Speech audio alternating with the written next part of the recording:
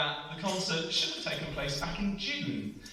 But this wonderful venue had to have some emergency repair works done to its roof, which is looking marvellous right now, and waterproof, most importantly, this evening.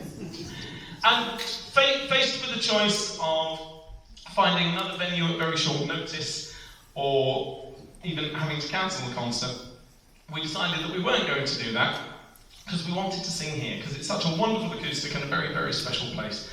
So here we are. Now, this evening, you'll hear all 200 voices singing just as you have, just then, in a wonderful song called One Voice, by a Canadian folk band called the Wailin' Jennies, which is not a description I use for the rest of the choirs here, but there we go. You'll hear more from all 6 choirs later on, but each choir in turn will sing a few songs for you.